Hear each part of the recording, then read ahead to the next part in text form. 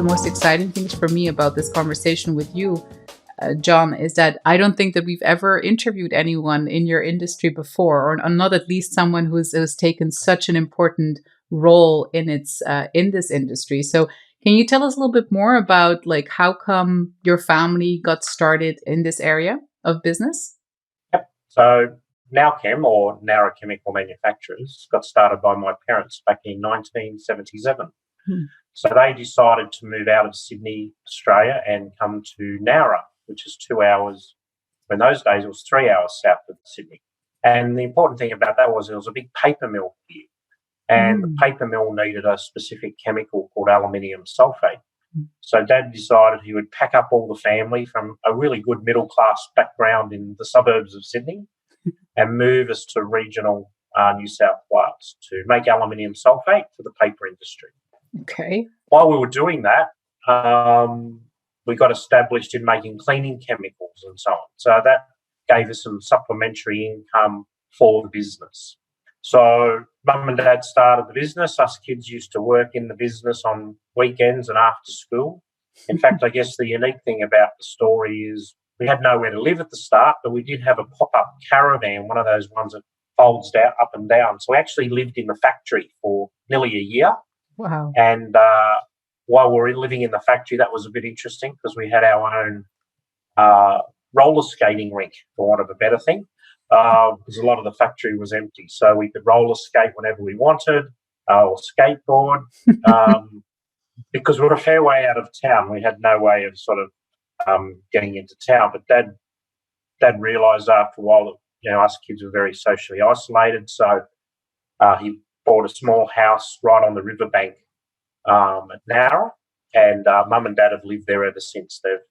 They've renovated the house. They've even put a lift in now so that they can stay in that one house that overlooks the river for the last 45 years. So, so that's how sort of Nowchem got started in the chemical industry many, many years ago.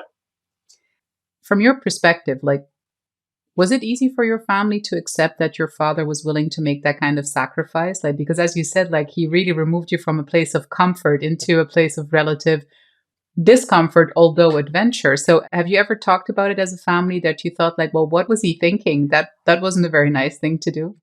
When you reflect even 20 years later, let alone 30 or 40 years later, we all really appreciate the risk that Dad took and Mum, that they, sold the family home to fund the business. And what a great life it has actually provided for all of us children.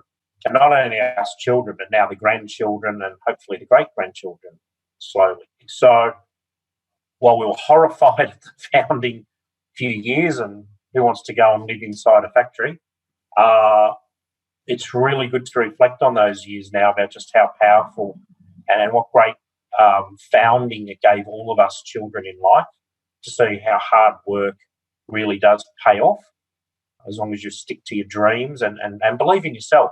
Not only did Dad believe in himself, but Mum really believed in Dad and Dad's capability of building the business. And she, of course, was with him that whole time on that journey.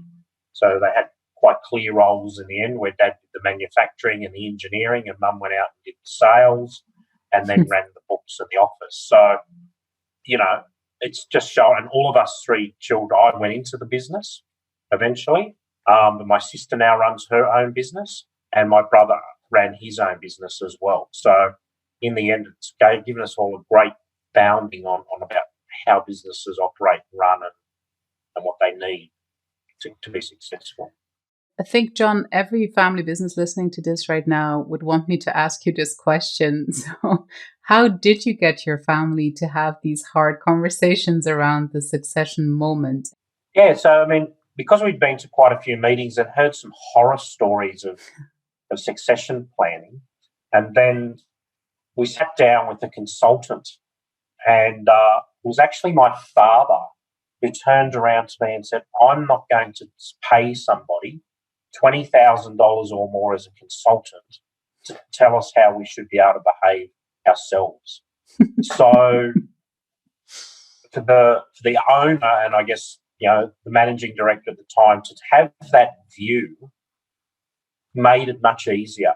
Now, a owners or, particularly first gen just can't ever let go. But he could see how the business had to change and had to keep changing, and that it needed younger people at the helm. And so then we had that conversation.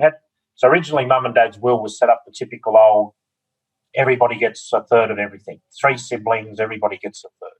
So I also sat down and said, well, let's have a look at the 5-year plan and even a 10-year plan. This is what I want to do with the business.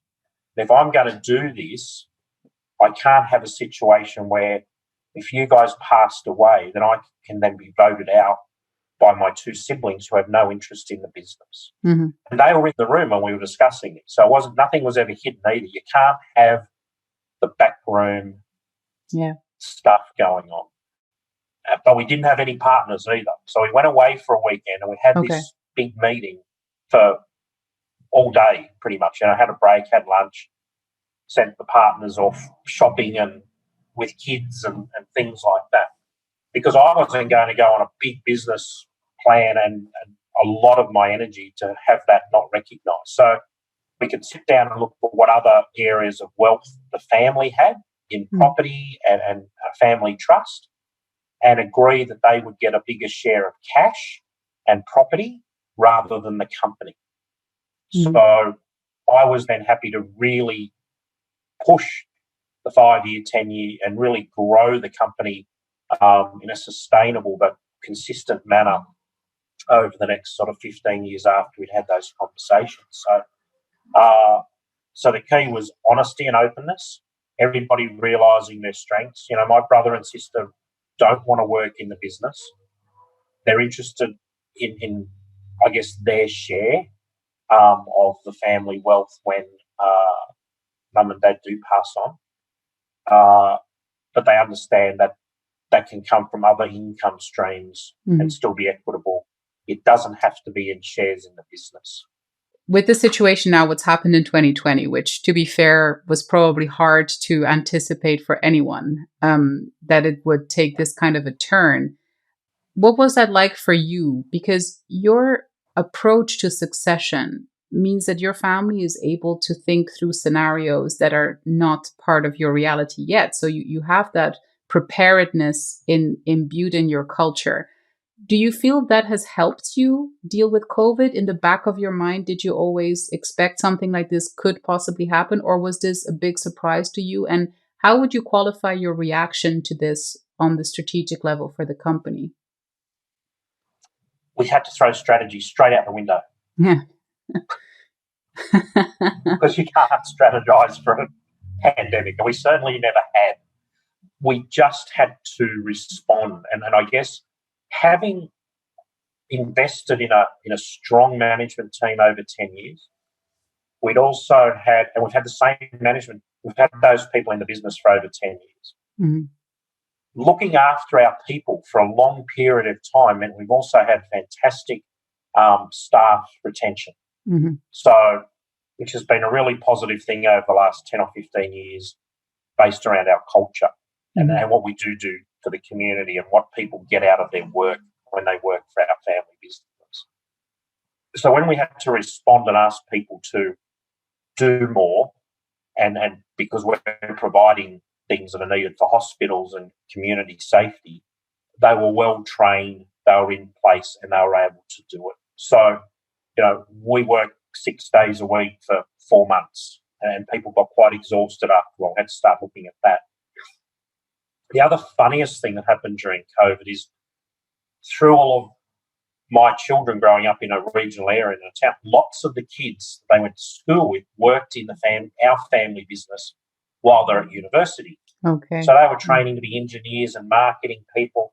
And so where did they come home every summer? They came home to, live off Mum and Dad for the summer and eat all of our food and drink all of our booze and so on.